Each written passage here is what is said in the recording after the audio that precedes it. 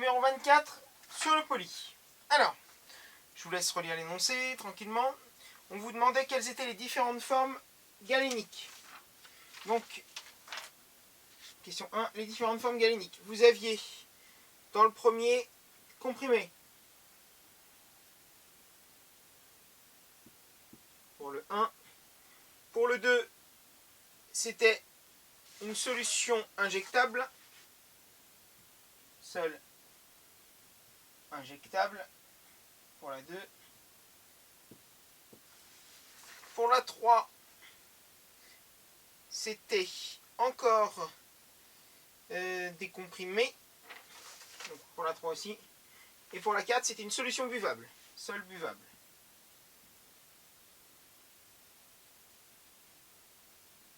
Pour la 4. Voilà les différentes formes galéniques. La 2.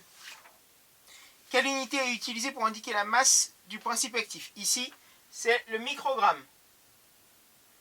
Et je remets entre parenthèses, c'est 10 puissance moins 6 grammes maintenant. Il faut connaître ça par cœur. Micro, nano, milli, même les puissances positives.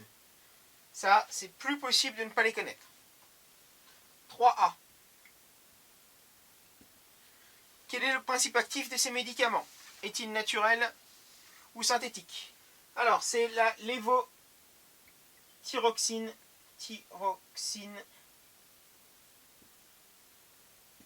Sodique.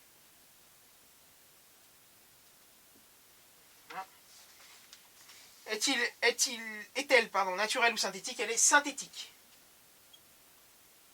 Alors, elle est, je précise, synthétique, pas artificielle. Parce que c'est une molécule qui existe dans la nature, puisque c'est une molécule que votre thyroïde va former, va créer.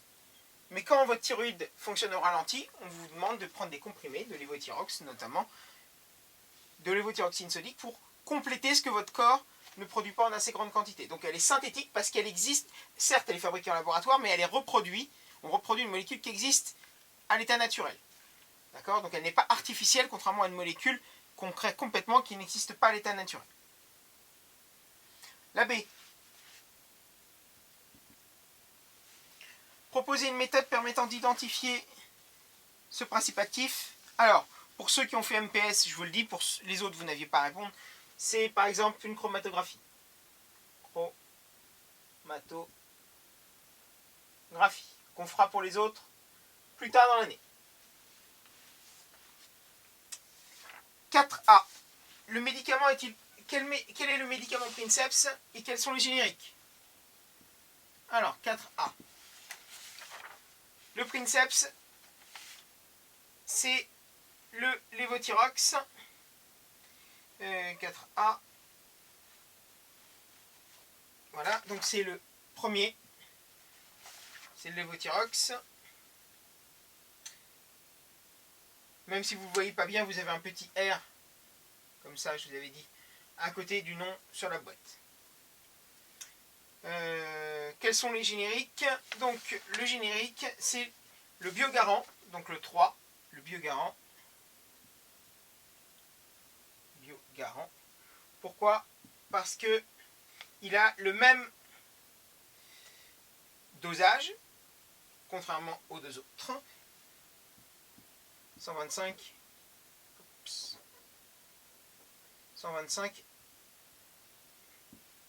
microgrammes. Ce qui n'est pas le cas des deux autres.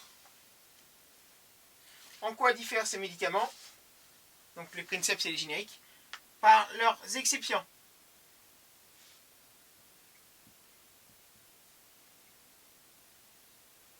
Voilà. Alors, ici, par le dosage, effectivement, les génériques diffèrent aussi éventuellement par leur forme galénique.